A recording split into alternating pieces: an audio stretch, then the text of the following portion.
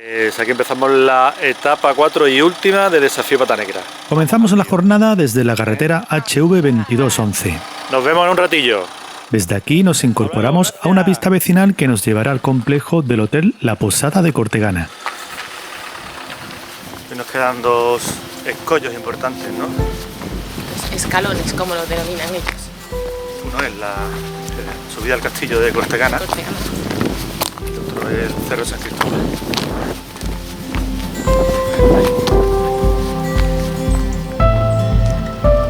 La Posada de Cortegana es un hotel ubicado en la finca Los Molinos, donde antes existía otra posada del siglo XVII y algunos molinos cuyos restos podrían corresponder a estas ruinas. Lo cierto es que sus propietarios han estado muy avispados en elegir este lugar, ya que el entorno no puede ser más ideal para pasar unos días disfrutando de la naturaleza.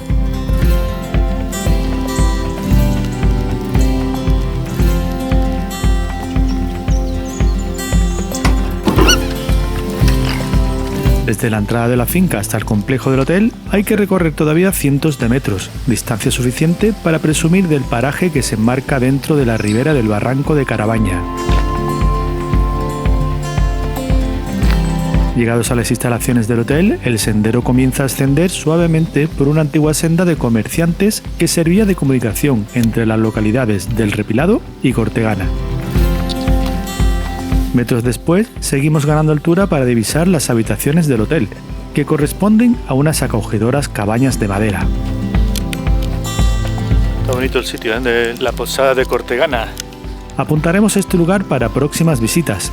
Aquí hay muchos alicientes para entretenerse. Y si no, que se lo digan a Sandra.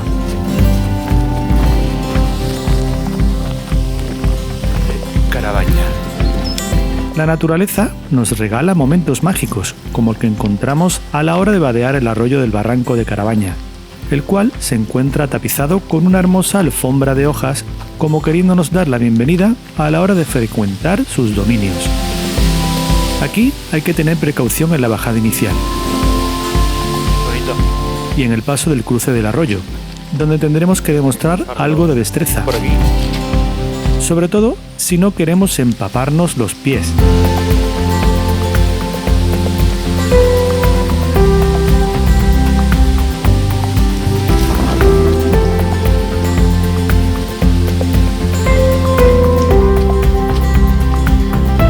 Después, un precioso pasillo de lechos nos dirige paralelos al arroyo hasta que el terreno se hace más accidentado, donde de nuevo habrá que estar atentos. Esta vez por la verticalidad de algunos tramos, ya que ganamos altura respecto al cauce.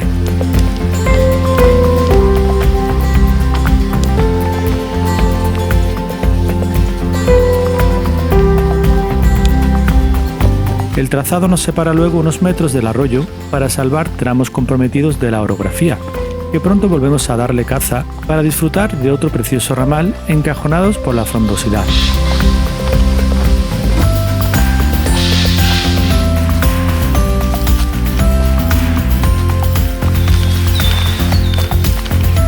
Hasta la propia naturaleza cae rendida ante su belleza. Nosotros nos rendimos a ella por medio de nuestros sentidos, disfrutando como niños de este entretenido recorrido.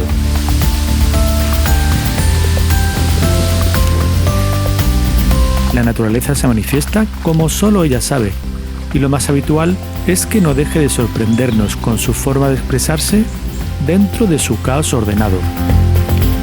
Las lluvias acaecidas durante la noche anterior alegran las riberas de la sierra y el murmullo de la corriente se agradece en nuestros oídos.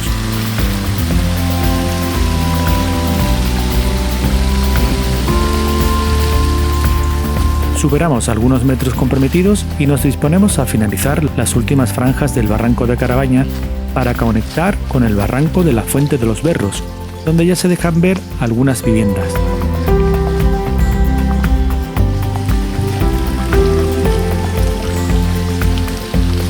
En este lugar hay unas estupendas casas rurales llamadas el Refugio de los Molinos. Este es el barranco de la Fuente. Ideales para descansar y disfrutar del entorno.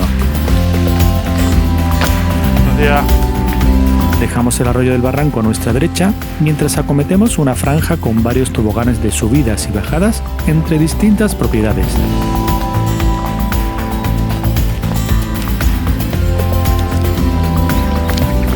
Aunque realmente la tendencia es ascendente. Y ahora toca una parte más exigente, remontando el barranco, dejando a nuestra izquierda la Sierra de la Alberquilla.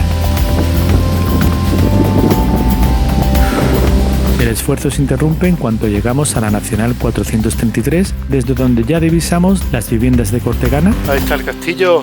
Y su pequeño fortín. Cruzaremos con cuidado la carretera para incorporarnos después a un camino denominado Calle Sevilla.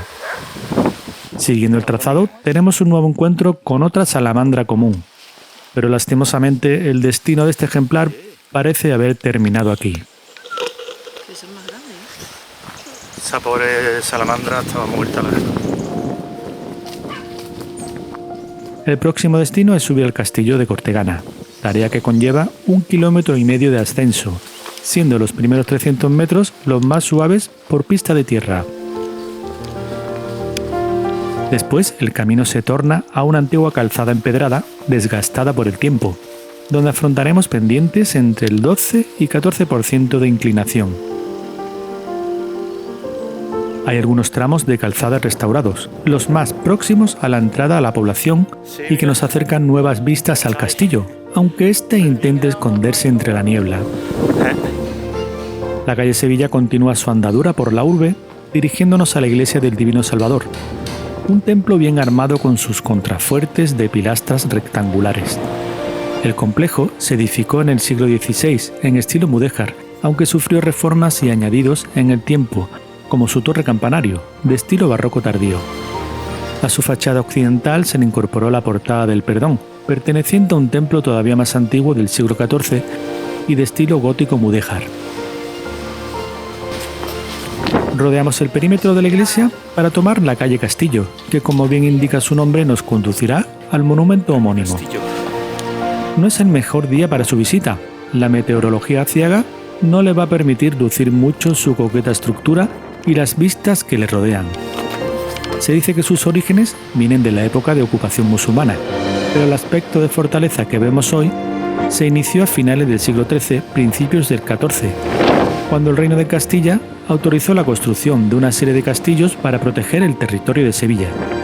El castillo dispone de 6 torres que rodean el recinto, una de ellas cilíndrica y otra que sobresale de las demás en la fachada oriental. Es la torre del homenaje, la que albergaba las estancias más destacadas del castillo. En uno de sus muros apreciamos el escudo heráldico de los Rioja, familia noble que fue propietaria del castillo en el siglo XVII. Pegado al muro oriental se levanta la ermita de Nuestra Señora de la Piedad, originaria del siglo XIII, y con restauraciones y añadidos a lo largo del tiempo. Su aspecto actual se debe a una reforma realizada en el siglo XIX.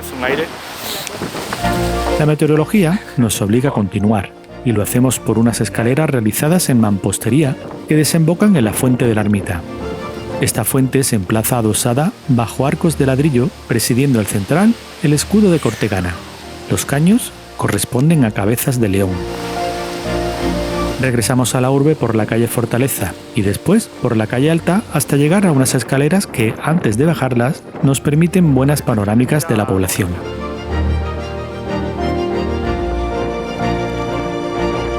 Avanzamos por las calles de Cortegana, escudriñando entre los tejados las últimas apariciones de su castillo. Nos dirigimos a la Plaza de la Constitución, donde repondremos fuerzas en el Bar España, y de la mejor forma que se nos ocurre. Qué buena tostadita, ¿eh? El modelito para la lluvia. Que teníamos ganas de cenarlo, hombre. Venga, vamos. Reanudando la marcha, damos con la Casa Estrada, un ejemplo de caserío perteneciente a la clase burguesa de finales del siglo XIX, principios del XX. Poco después, una pieza de bronce transformada en un buen animal astado nos anuncia que estamos en las inmediaciones de la Plaza de Toros. Para salir de Cortegana tendremos que coger el sendero hacia el Monaster La Real, el cual se inicia en ascenso en los muros de este recinto taurino que se levantó en el año 1854. Esta plaza de toros es considerada una de las más antiguas de España. La rigurosa inclinación nos hace ganar altura rápidamente, claro, pero es que ahora mismo no se ve nada. Pero lo cerrado del día nos va a impedir disfrutar de las buenas panorámicas que hay en el mirador de Santa Bárbara. Pero nada, Pero lo que entorpece un entorno embellece a otro. totalmente. Y eso es justo lo que sucede en el siguiente tramo. Mientras finalizamos el ascenso para superar este monte conocido como Cerro de San Juan de Soria, a unos 770 metros de altitud, un hechizo parece haber caído en el paraje. La niebla se encarga de ello, dotándolo de un aire de misterio que nos recuerda un poco a esos caminos gallegos del Camino de Santiago, con el musgo bien agarrado a troncos, ramas y muros de piedra. No os vamos a engañar. Aunque el ambiente es embaucador, la bajada es algo incómoda por el zigzagueo, escalones y empedrado que encontraréis a vuestro paso. No obstante, se disfruta mucho.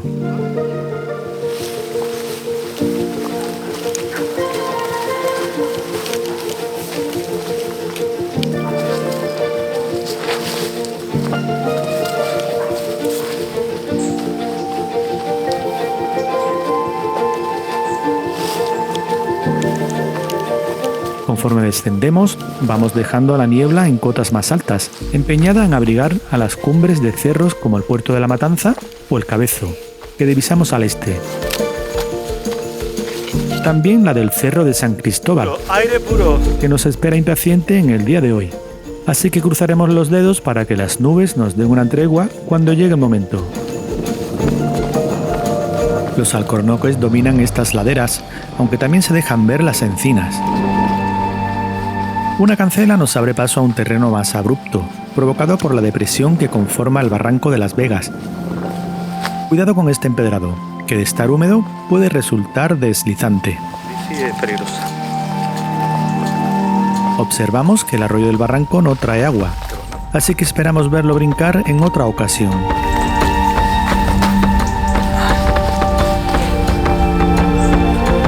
Los que se brincan son estos ejemplares de cerdos al vernos llegar, y uno de ellos ha sido un poco travieso saltándose la verja. ¿Qué le ha pasado? ¿Que se ha escapado, no? Sus compañeros disimulan, pero este no se va a librar de una regañina. Chiquillo. Venga, Corre, corre, venga para allá. Para allá. que no se entere tu propietario que lo tienes muy cerca, a pocos metros, en estas viviendas que miran al valle.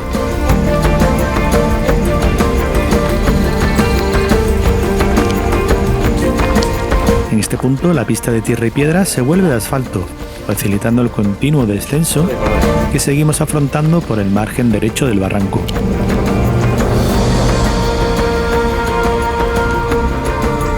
A ver si abre un poquito el día. Por aquí transitaremos aproximadamente 1 kilómetro. Momento en el que nos vemos interrumpidos por la carretera Caballo Blanco de Santiago. H1121.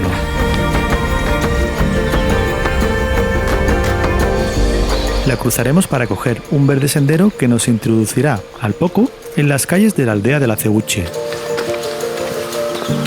Cursamos la calzada empedrada de su calle regadera hasta dar con la salida de la villa.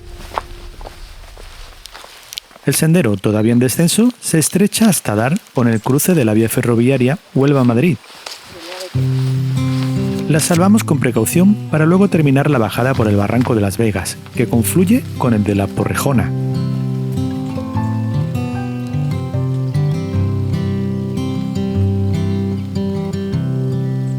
Por aquí empezamos a ascender por el camino del Madrijago, una estrecha senda que se encajona por momentos entre muretes de piedra, zarzas y muy pronto, en descenso, por la vegetación de ribera del arroyo.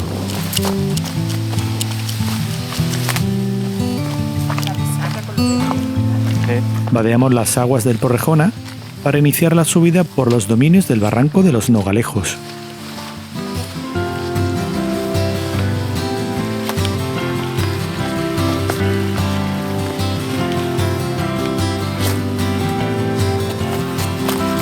Mientras vamos con paso firme entre las dehesas de alcornoques y encinas, otros se encargan de poner firme a estos especímenes de ganado cabrío. Intentan hacer lo mismo con nosotros, pero el cercado que nos separa Venga, hombre, déjanos ya un poquito, anda. les quita algo de convicción. Oye, ¿qué falta? La cría, Nos sucederá lo mismo en la siguiente propiedad que flanquearemos, justo después de rebasar el tobogán que nos acerca al arroyo del barranco de los Nogalejos. Por debajo de la cancela de esta parcela había suficiente espacio para que este perro se escabullese y nos diese un buen susto a base de ladridos. Se salta pasa por debajo de la puerta y te pega un susto, vamos, que va a morderte, ¿eh? Por fortuna solo se quedó en eso y no hubo que lamentar otro incidente con peor daño. Lo único positivo de este encuentro fue una buena dosis de adrenalina que nos sirvió para superar con más ímpetu la última y exigente parte de este ascenso que desembocará en la carretera HU 8105. Una vía que nos dejará a las puertas de Almonaster la Real, el siguiente destino.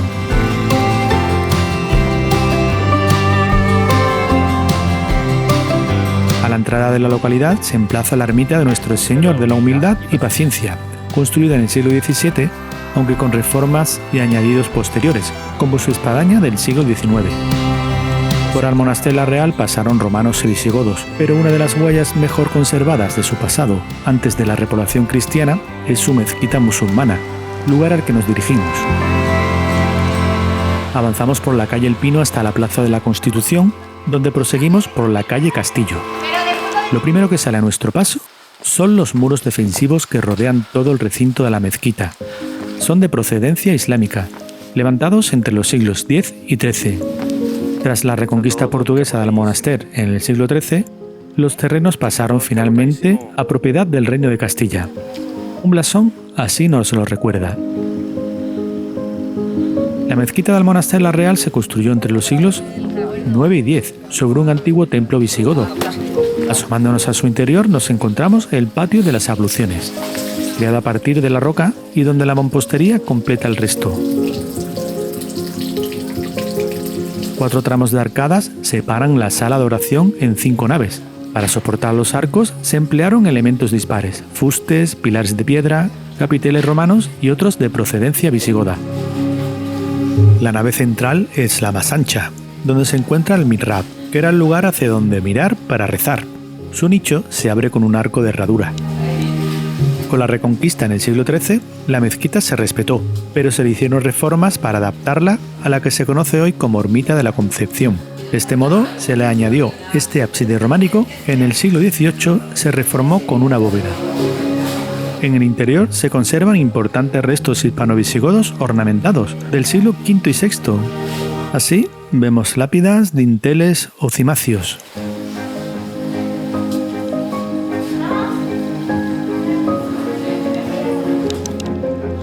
En su exterior contemplamos su alminar o torre anexa, cuyo segundo cuerpo y la balaustrada fueron añadidos posteriormente. Finalmente, decir que esta mezquita, única de tipo andalusí conservada en zona rural de España, fue declarada Monumento Nacional en 1931. Junto a este templo se encuentra una plaza de toros levantada en el año 1821 con la piedra de mampostería de la muralla. Una serie de reformas provocaron su reinauguración en el año 1891. Tiene capacidad para 1.200 personas y se utiliza también para otros ámbitos como conciertos o jornadas culturales. ¿Qué? ¿Damos una vuelta al ruedo?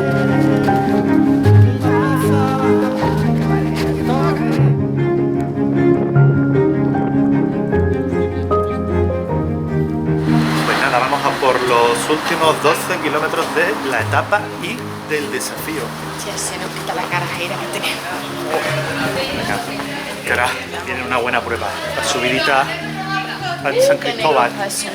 Tras almorzar en Almonaster, comprobamos el amenazante estado del cielo y ya de paso contemplamos la coqueta estructura de la Ermita de la Trinidad, un edificio barroco del siglo XVIII. Adosada al muro oriental encontramos su fuente, que reza un escrito dedicado a las fuentes de la sierra. Subiendo por la calle Jacinto Navas damos con la iglesia de San Martín, construida en el siglo XV en estilo gótico mudéjar, donde se aprecia el intercalado de filas de ladrillos con las de piedra para su levantamiento. Pero lo más característico del templo es su portada principal, también llamada Puerta del Perdón, que resalta con su piedra caliza gris del resto de la fachada. Se incorporó a la iglesia en el siglo XVI y es de estilo manuelino portugués, poco común en España. Arcos carpanel y conopial conforman su fisonomía que aderezan su ornamentación con columnas salomónicas, rosetas y pináculos, entre otros elementos. Sus otras portadas son más sencillas, características ya del gótico mudéjar. Nos dirigimos a la carretera HU 8105 para iniciar el siguiente tramo de trayecto, la subida al Cerro de San Cristóbal. Miramos con cierto recelo a la meteorología, que parece algo revuelta al sur, así que mientras se decide qué dirección tomar, nosotros aprovecharemos esta ventana de sol.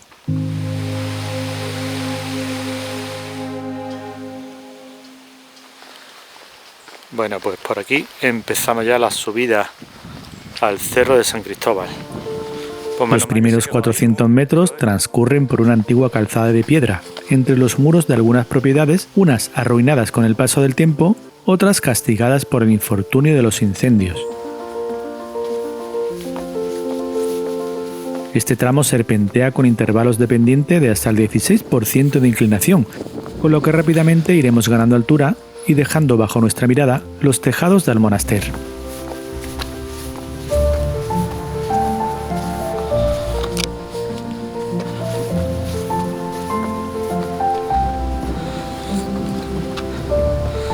El camino remonta a la ribera del monaster, que pronto pasa a conformar el barranco de la Caña.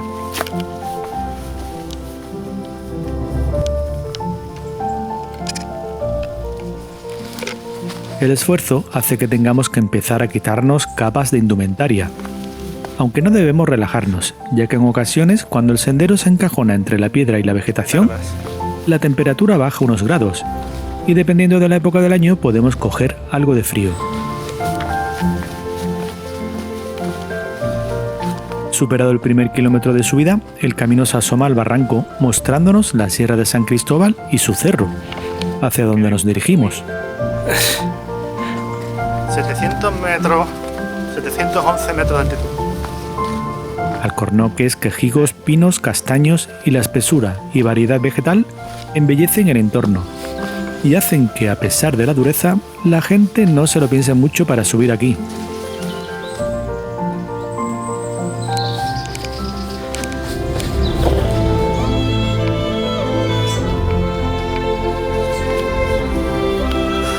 Y es que la inclinación apenas da una tregua, y los tramos incómodos también encuentran su espacio. Y esta en bici también tiene su WhatsApp, ¿eh? Joder, tío. Antes hemos hecho kilómetro 18 en 18 minutos y ahora 19 en 19. Ay, ay, ay. Superado el segundo kilómetro alcanzamos un castañar, donde se agradece esta pista, y los frutos que han caído sobre ella.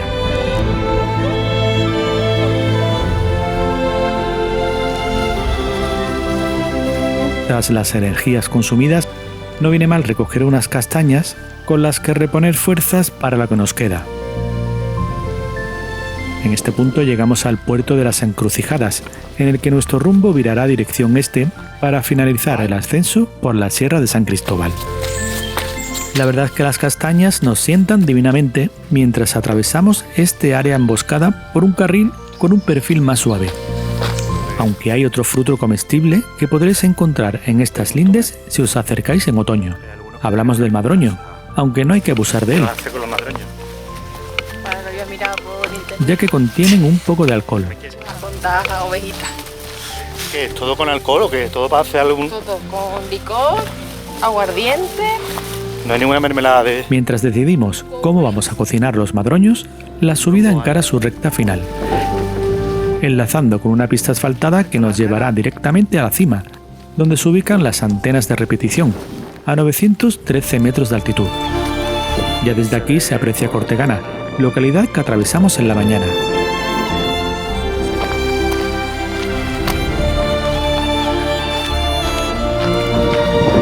Y si nos acercamos al mirador podremos adivinar fácilmente al Monaster La Real y la extensión de cumbres de la sierra que va descendiendo hacia la cuenca minera, divisando también los dominios de los ríos Tinto y Odiel que siguen su curso hacia la ciudad de Huelva. Hay quien dice que en días muy claros se puede incluso llegar a ver el mar. Tendremos que probar en otra ocasión. Pues nada, bajamos a Santana la Real para terminar nuestro desafío. Pata Negra, nos va la pena.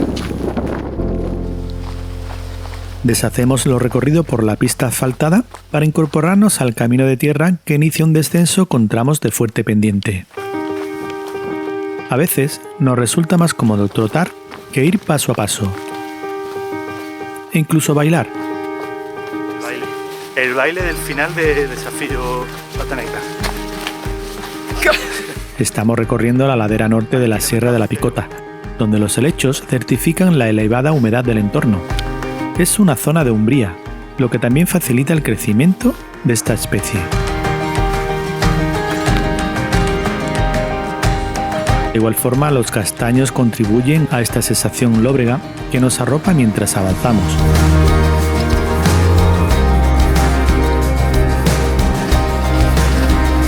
La verdad es que la densidad y variedad del follaje es espectacular, y de cuando en cuando nos permite ver el horizonte por algún recoveco.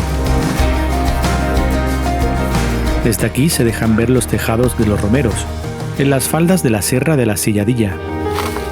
Y si avanzamos algo más, se va abriendo la panorámica para divisar la aldea de Guafría, antecediendo a la Sierra de los Palos Altos.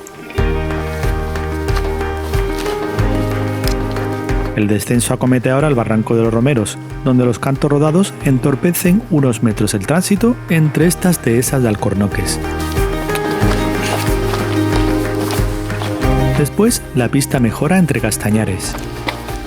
Pues ya todo bajada, menos... Último kilómetro, Santa Ana. Ya el último kilómetro, aunque lo haga más gata. Bueno, no creemos que lleguemos a tanto. A tan solo 3 kilómetros de finalizar la etapa no es momento de desfallecer. Este entorno y sus bonitos alicientes consiguen todo lo contrario, que nos vengamos arriba. Iba hacia ya el kilómetro 25, ¿eh? Aliciente es esta pequeña aldea de Fuente del Oro, que se resiste a los embates del tiempo, aunque casi todas sus viviendas originales ya quedaron en ruinas. La Fuente del Oro. Parte del legado de esta población, dedicada antaño a la agricultura y al sector porcino, todavía se conserva en su fuente homónima. Una fuente que, como vemos, aún da vida al lugar, ya que todavía se usa para el consumo de los vecinos, como abrevadero para el ganado y para el riego de huertas aledañas. La fuente está muy bien conservada y protegida. El comité de bienvenida. De hecho, el portón de madera salvaguarda un depósito en su interior.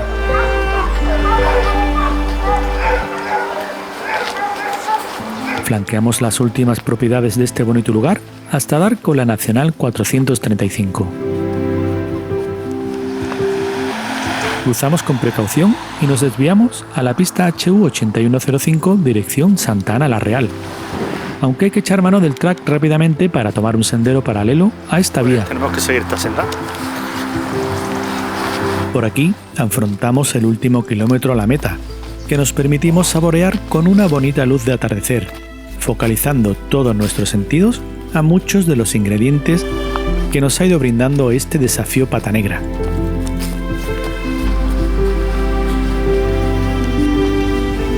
Naturaleza, fauna, cultura, historia, gastronomía. No cabe duda que tras esta aventura miraremos con otros ojos a la Sierra de Aracena y Picos de Aroche y desearemos volver muy pronto para seguir descubriendo nuevos rincones. Última subidita. Santa Ana Real ya se anuncia al final del sendero. De vuelta a la carretera debemos tomar la calle San Bartolomé, desde donde se deja ver la iglesia neoclásica del siglo XVIII, Nuestra Señora de Santa Ana.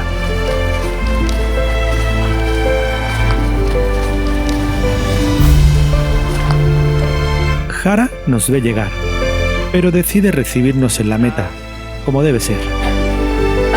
Unos últimos metros por la calle Andalucía y por fin la Plaza de España, para cerrar una preciosa ruta circular que ha salido redonda.